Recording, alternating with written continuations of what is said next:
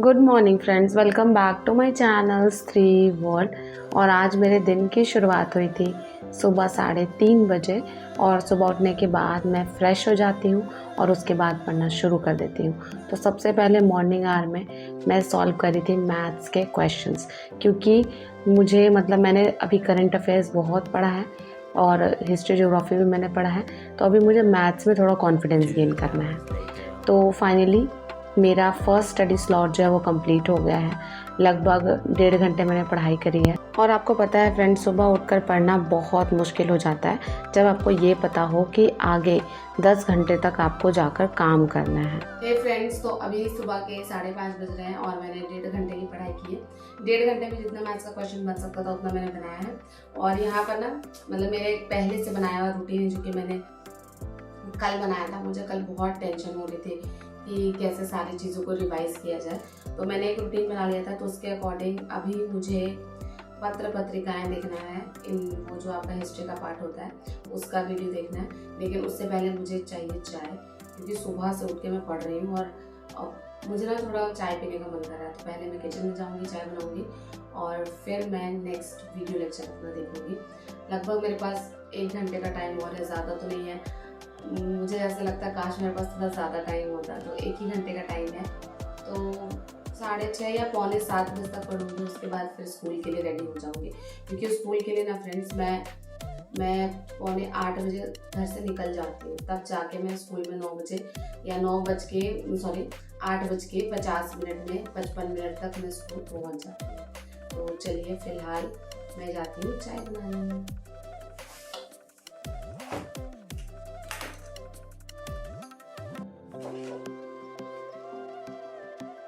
और यहाँ पर मैं चाय पीते पीते देखूँगी हिस्ट्री के लेक्चर्स। और ये जो है ना, ये प्रीवियस ईयर क्वेश्चंस मैं भी कर रही हूँ। प्रीवियस ईयर क्वेश्चन का मतलब है TRE 1 और TRE 2 का जो क्वेश्चन पेपर है उनको मैं देख रही थी, और उनसे रिलेटेड इंपॉर्टेंट फैक्ट्स जो टीचर करवाते हैं उनका ना मैं स्क्रीनशॉट लेती जाऊँगी और फिर उसको एंड में रिविज़न कर लूँगी। तो इस तरह से मैं पेपर के ओरिएंटेड प्रिपरेशन कर रही हूँ। आपको भी यही सजेस्ट करूँगी कि आप ना प्रीवियस ईयर पेपर को कम से कम 5 से 6 बार देख कर जाइए, क्योंकि जब आप इतना बार देख लेंगे ना तो आपको पता चल जाएगा कि क्वेश्चन किस तरह के पूछे जा रहे हैं, और उससे 2 स्टेप आगे और 2 स्टेप पीछे की प्रिपरेशन कर लीजिए, उतना काफ़ी होता है। और अभी मैं आ गई थी आयरन करने के लिए अपने ड्रेसेस, क्योंकि मुझे स्कूल भी जाना है। और यहाँ पर देखिए लाइट नहीं थी, तो मुझे इतना बुरा लगा कि अब आयरन कैसे होगा।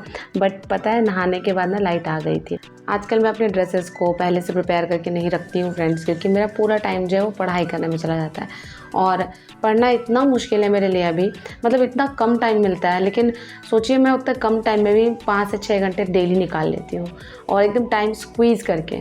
और मुझे पता है कि TRE 3 जो है वो बहुत ही बढ़िया मौका है हाई स्कूल में जाने का। आपने मेरे प्रीवियस व्लॉग्स देखे होंगे तो आपने देखा होगा कि मैंने 9th-10th की ही प्रिपरेशन की थी सिर्फ और सिर्फ, लेकिन मैं 6 to 8 में मैंने ज्वाइन किया। तो वो चीज़ कहीं ना कहीं मन में है कि इस बार हाई स्कूल में हो जाए तो ज़्यादा अच्छा लगेगा। और इसके बाद मैं नाश्ता कर रही थी, और आजकल पता नहीं मुझे क्या हो गया, मैं सुबह नाश्ता नहीं करती हूँ, बस आम ऐसे एक खा लेती हूँ और वैसे ही स्कूल चली जाती हूँ। और फिर आपको पता है 1:30 में टीचर्स का लंच होता है हमारे स्कूल में। देखिए, जो टाइमिंग आता है ना सरकार की तरफ से, वो थोड़ा वैरी कर जाता है स्कूल में, क्योंकि उसको एज इट इज़ फॉलो करना बहुत मुश्किल होता है। कभी कभी टीचर्स को टाइम नहीं मिलता खाने पीने का, क्योंकि मिड डे मील में ना हम बच्चों को ही खिलाते पिलाते रहते हैं। तो लगभग 1:30 बजे मुझे मौका मिलता है लंच करने का। तो मेरा फर्स्ट मील सोचिए दोपहर के 1:30 बजे होता है। और अभी मैं स्कूल से वापस आ गई हूँ, और अभी मेरी हालत देखिए क्या हो गई है। आज मैं इतना थकी हूँ ना फ्रेंड्स, इतना कि मैं आपको बता नहीं सकती हूँ। मुझे ऐसा लग रहा था कि कोई आए और आकर मुझे मेरा सारा काम कर दे, ऐसा लग रहा था। लेकिन मेरे हस्बैंड तो है नहीं यहाँ पे, और इसीलिए मैं उनको बहुत मिस करती हूँ कभी कभी। और सोचिए कि हमेशा नहाने के बाद मैं थोड़ा फ्रेश फील करती हूँ, लेकिन आज मैं नहाने के बाद भी फ्रेश फील नहीं कर रही थी। तो अभी मैं अपने लिए चाय बनाने जा रही हूँ। चाय पीने के बाद थोड़ा शायद अच्छा लगे। आज मुझे चाय पीने का भी मन नहीं था, लेकिन क्या करें, कभी कभी इमोशंस को कंट्रोल करना पड़ता है और पढ़ाई करना पड़ता है। तो आज भी मैं पढ़ूंगी, क्योंकि मुझे पता है कि एक एक दिन करके अगर निकल गया ना तो फिर मेरे हाथ से सारी चीज़ें निकलती जाएंगी। फ्रेंड्स, तो फाइनली मैं स्कूल से वापस आ गई हूँ, और आज मैं बहुत ज़्यादा थक गई हूँ।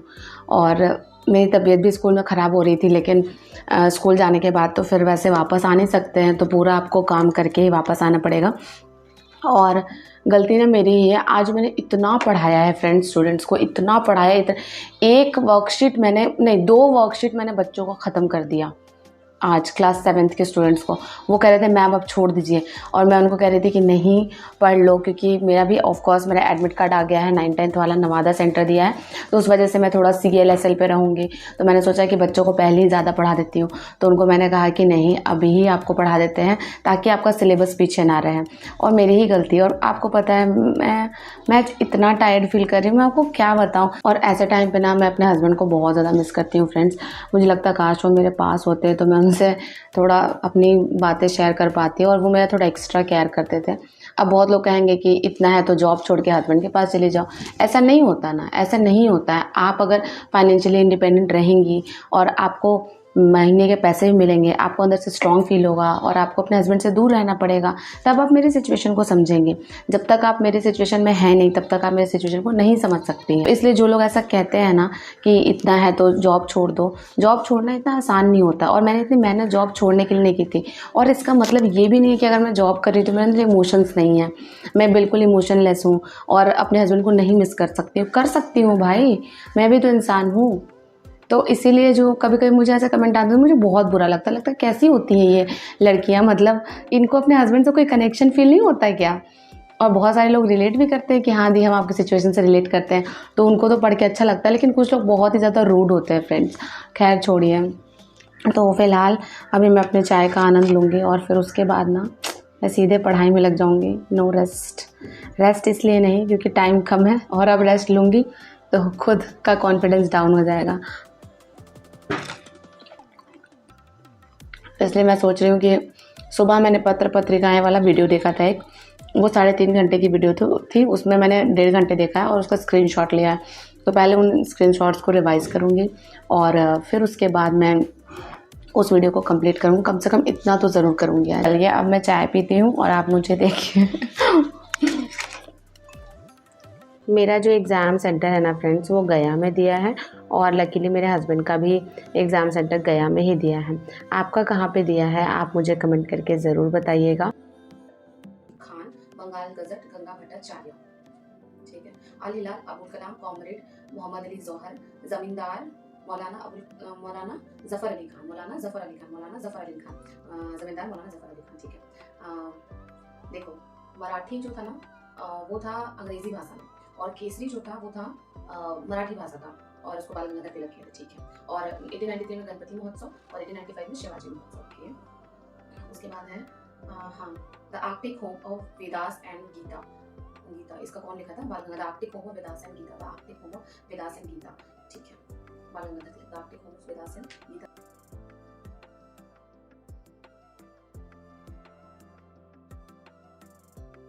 पुस्तिका के संस्थापक शिशिर कुमार घोष और Amrita Bazar, okay. Harishchandra Mukherjee Hindu patriot and Hindu patriot. Surendranath Banerjee the Bengali, Surendranath Banerjee the Bengali. Bal Gangadhar तिलक केसरी और Maratha. Harishchandra Mukherjee the Hindu patriot, Harishchandra Mukherjee the Hindu patriot. Surendranath Banerjee the Bengali, Harishchandra Mukherjee the Hindu patriot, और सुरेंद्रनाथ बनर्जी द बंगाली।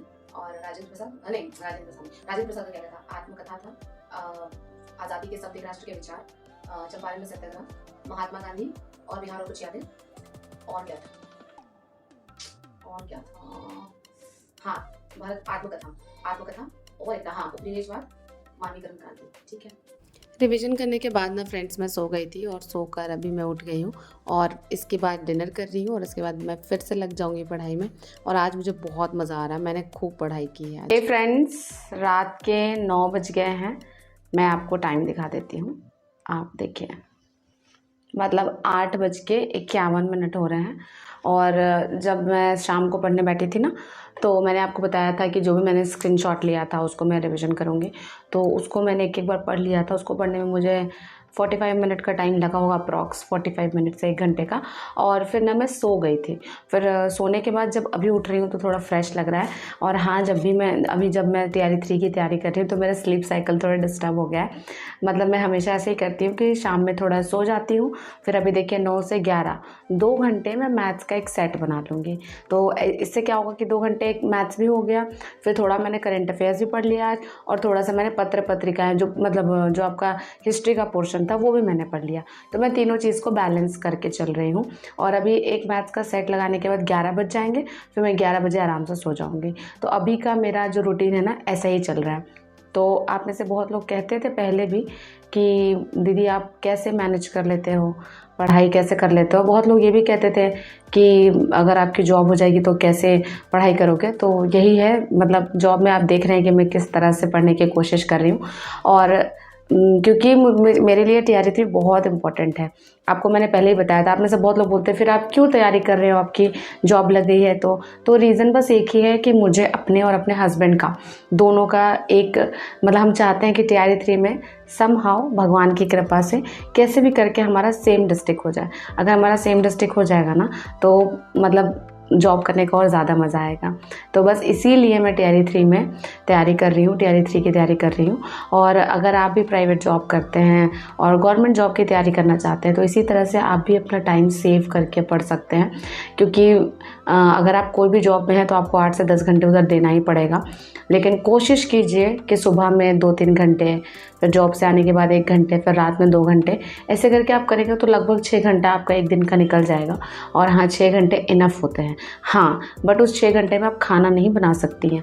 आपको ये सब ध्यान रखना होगा कि आपको घर के काम ये सबको इग्नोर करना पड़ेगा। आप सोचेंगे कि आप सारा काम कर लें, जॉब कर लें, फिर पढ़ाई भी कर लें, नॉट पॉसिबल, बिल्कुल भी पॉसिबल नहीं हो सकता। और अपने से कभी भी ऐसी एक्सपेक्टेशन रखिएगा भी मत कि आप सब कुछ कर सकती हैं। मैं अपने आप से इतना एक्सपेक्ट नहीं करती कि मैं सब कुछ कर सकती हूँ। मैं सोचती हूँ ठीक है, अगर मुझे पढ़ना है तो मुझे ये काम नहीं करना है, और मैं नहीं करती हूँ।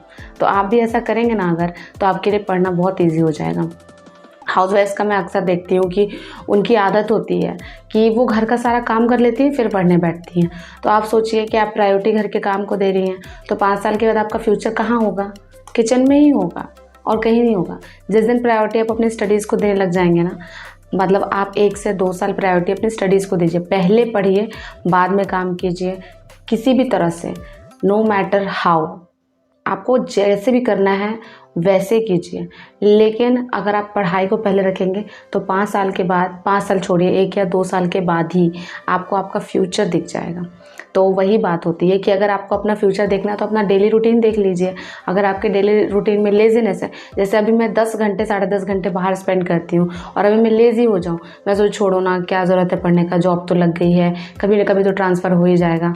तो फिर आप ही बताइए, फिर हमारा डिस्ट्रिक्ट कैसे सेम हो पाएगा? फिर बाद में तो मैं अफसोस करूँगी कि अरे हाँ, काश मैंने अच्छे से पढ़ ली होती तो शायद अभी हम दोनों हस्बैंड वाइफ एक ही डिस्ट्रिक्ट में जॉब कर रहे होते हैं।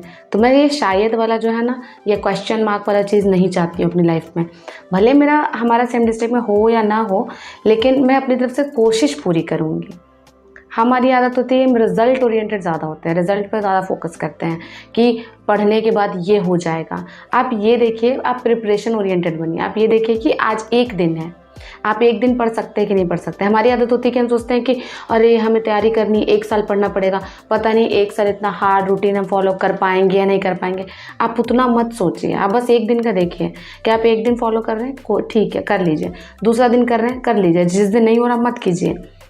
लेकिन एक एक दिन पे फोकस करके धीरे धीरे पढ़ना शुरू कीजिए, तो इससे ना आपको बहुत बेनिफिट मिलेगा फ्रेंड्स। और चलिए अब मैं अपनी पढ़ाई शुरू करती हूँ।